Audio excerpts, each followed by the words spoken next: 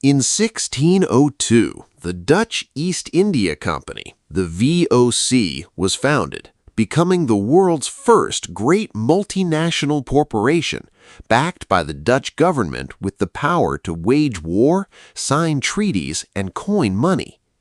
Its target was the Indonesian archipelago, home to the Maluku Islands, known then as the Spice Islands. Nutmeg, cloves, and mace grew almost nowhere else on Earth, and in Europe they were worth more than gold by weight. The Dutch didn't come merely to trade. They came to control the entire supply, eliminate competitors, and dictate terms to local rulers who had governed these waters for centuries.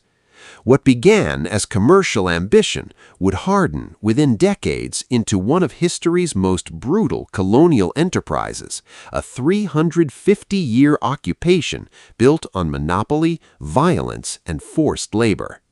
To secure their monopoly, the VOC didn't rely on trade agreements alone. They used cannons. Under successive governors-general, the company waged war against local sultanates, destroyed rival trading networks, and forced treaties that gave the Dutch exclusive rights to buy and sell spices. Any local ruler who tried to sell to the Portuguese, the English, or Asian merchants faced naval blockades or military reprisal. Entire trade routes that had connected Indonesia to India, China, and the Middle East for 1,000 years were violently severed. The VOC's approach was simple. Whoever controlled the spice supply controlled the profit, and anyone standing in the way, whether foreign competitor or local sovereign, was an obstacle to be removed, by negotiation if possible, by force if necessary. Nowhere was this more horrifying than the Banda Islands in 1621. The Bandanese had refused to accept a Dutch monopoly on nutmeg, continuing to trade with the English. In response, VOC Governor Jan Pieterszoon Coen led a military expedition that is now remembered as one of the earliest genocides in colonial history. Dutch forces and mercenaries killed, starved, or deported the vast majority of the island's roughly 15,000 inhabitants. Village leaders were executed, populations were enslaved and shipped elsewhere, and the islands were repopulated with Dutch planters and enslaved laborers brought in to run new nutmeg plantations. Coen himself described the goal plainly: extermination of resistance, total control of production. The Banda Islands never recovered their original population or culture. Elsewhere in the Maluks, the VOC enforced what became known as the Extirpation Policy, the systematic destruction of spice trees growing outside company-controlled areas. Dutch patrols, called hongi expeditions, sailed between islands in war fleets, cutting down clove and nutmeg trees planted by local farmers who weren't licensed to grow them. Villages that resisted were burned. This wasn't incidental cruelty. It was calculated economic strategy designed to artificially limit supply and keep prices in Amsterdam extraordinarily high. Local farmers who had cultivated these trees for generations, feeding their families and communities through the trade, were reduced to poverty or forced into company labor. The environment itself became a battlefield, and Indonesian agricultural knowledge and independence were deliberately dismantled to serve European markets. By the mid-1600s, the VOC functioned less like a trading company and more like an occupying government. It built fortresses, maintained standing armies, administered its own courts, and struck deals, or waged war, with local kingdoms across Java, Sumatra, and beyond. Batavia, modern-day Jakarta, became the company's fortified capital, built atop the ruins of the conquered city of Jayakarta in 1619. From here, the VOC extended influence deeper into Java, manipulating succession disputes among local rulers, propping up puppet sultans, and extracting tribute. Indigenous political structures were not simply ignored, they were actively hollowed out and repurposed as instruments of Dutch extraction. This period established a template that would define Dutch rule for the next 3 centuries: indirect control backed by overwhelming and unhesitating force. Slavery was central to the Dutch colonial economy in Indonesia, though it's rarely given the attention it deserves. The VOC and later Dutch settlers imported enslaved people from across Asia, from Bali, Sulawesi, India, and beyond, to work on plantations, in households, and in colonial infrastructure. Batavia itself, for much of its early history, had a population in which enslaved people formed a significant proportion of residents. Conditions were harsh. Enslaved individuals had no legal protections, faced brutal punishment for infractions, and could be bought, sold, or separated from family at will. Dutch merchants also profited from participating in regional slave trade networks that predated their arrival, expanding and formalizing them for colonial economic benefit. This system persisted well into the 19th century, decades after slavery was abolished in the Netherlands itself. In 1799, the VOC, bankrupted by corruption, war debts, and mismanagement, was dissolved, and the Dutch state took direct control of its Indonesian territories. This marked a shift from corporate exploitation to formal state colonialism. The Dutch government now directly administered what it called the Dutch East Indies, expanding territorial control far beyond the VOC's trading posts to encompass the entire archipelago over the following century. Military campaigns subdued one region after another: Java, Sumatra, Borneo, Sulawesi, and beyond, each conquest justified by the language of order and civilization, but driven by the same underlying goal: extracting maximum economic value from the land and its people, now under a national flag rather than a corporate one. In 1830, the Dutch introduced the Cultuurstelsel, or Cultivation System, arguably the most economically devastating policy of the entire colonial period. Javanese farmers were required to dedicate a portion of their land and labor, often 20% or more, to growing export crops like coffee, sugar, and indigo for the Dutch state, instead of food for their own communities. Village heads were made responsible for meeting quotas, and failure brought punishment.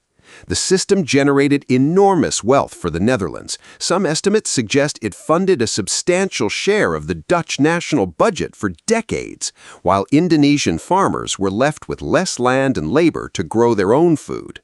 It was, in effect, a colony designed to bankroll the colonizers' economy at direct human cost. The human toll of the cultivation system was severe. In regions like Cirebon and Demek, diversion of land and labor toward export crops contributed to periods of famine and significant population decline during the 1840s. Forced labor extended beyond agriculture, too. Indonesians were conscripted to build roads, canals, and colonial infrastructure under grueling conditions, frequently without fair pay. Reports from Dutch officials themselves, including the famous 1860 novel Max Havelaar by Multatuli, a former colonial administrator, exposed these abuses to the Dutch public and sparked genuine outrage back in the Netherlands. Yet reform came slowly and only partially, while the underlying extractive relationship between colonizer and colonized remained firmly in place for decades afterward.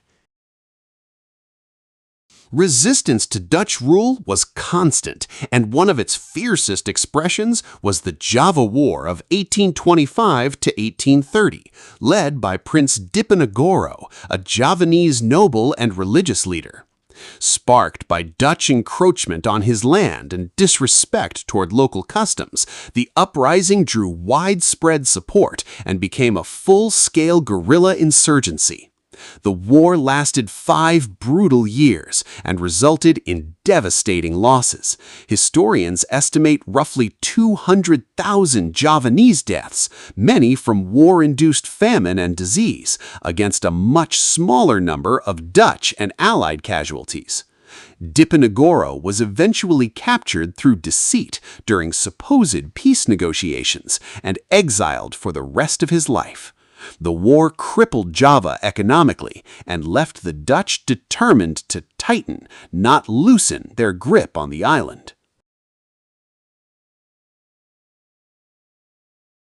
In Sumatra, the Sultanate of Aceh resisted Dutch conquest for decades in what became one of the longest colonial wars in history, stretching from 1873 to 1904. Some say guerrilla resistance continued even further. Aceh's fierce resistance, rooted partly in Islamic identity and independence, forced the Dutch to commit enormous military resources and adopt increasingly ruthless tactics, including scorched earth campaigns against villages suspected of harboring fighters. Estimates of Achenese deaths from the conflict range into the tens of thousands, alongside significant Dutch military losses. The war became a symbol of the immense cost in lives, money, and years required to force the entire archipelago under unified Dutch control that was never fully secure and never accepted as legitimate by the people living under it. By 1901, facing domestic criticism and the economic toll of endless wars, the Dutch government introduced the so-called ethical policy, promising to reinvest colonial profits into Indonesian irrigation, education, and emigration programs. In practice, the reforms were limited and unevenly applied. Educational opportunities remained largely restricted to a small elite, partly intended to create a class of local administrators loyal to Dutch interests, rather than to genuinely uplift the population. Land and resource extraction continued largely unchanged, and political power remained firmly with Dutch administrators. Historians today widely view the ethical policy as a public relations effort as much as a genuine reform, one that softened colonialism's image in Europe while leaving its fundamental power structure and its economic extraction intact. Into the early 20th century, Dutch economic interests expanded into oil, rubber, and tin extraction, run largely through Dutch corporations that operated with government backing and access to cheap, often coerced Indonesian labor. Plantation workers on Sumatra's east coast, for instance, labored under the notorious Punale Sancti, a penal labor system that criminalized breach of contract, effectively trapping workers in conditions resembling indentured servitude, with corporal punishment permitted for infractions. Labor organizing was suppressed, and political dissent, increasingly influenced by global anti-colonial and socialist movements, was met with surveillance, arrest, and exile. Colonial wealth extraction had modernized in form, but its foundation remained the same: Indonesian land and labor converted into profit that flowed overwhelmingly back to the Netherlands. The early 20th century also saw the birth of organized Indonesian nationalism. Groups like Budi Utomo, Sarekat Islam, and later the Indonesian Nationalist Party, founded by Sukarno in 1927, began articulating a vision of independence rather than reform. The Dutch response was often repression. Sukarno himself was arrested and exiled multiple times for his political activities. Still, the movement grew, fueled by decades of accumulated grievance, exposure to global independence movements, and a new generation of Indonesian intellectuals, educated, ironically, partly through the very ethical policy meant to secure loyalty. By the 1930s, the question was no longer whether Dutch rule was just, but how much longer it could last against a population that increasingly saw itself as a nation, not a colony. Dutch colonial rule in Indonesia effectively ended with the Japanese occupation during World War II, and when Japan surrendered in 1945, Sukarno and Muhammad Hatta declared Indonesian independence almost immediately. The Dutch refused to accept this, launching a brutal 4-year war to reclaim the colony, marked by further atrocities against Indonesian civilians before international pressure, particularly from the United States and the United Nations, forced the Netherlands to formally recognize Indonesian sovereignty in 1949. 350 years of colonial rule left deep scars, disrupted economies, suppressed cultures, and political structures shaped by extraction rather than development. Indonesia's independence was not granted, it was fought for, against a colonial power that resisted relinquishing control until the very end.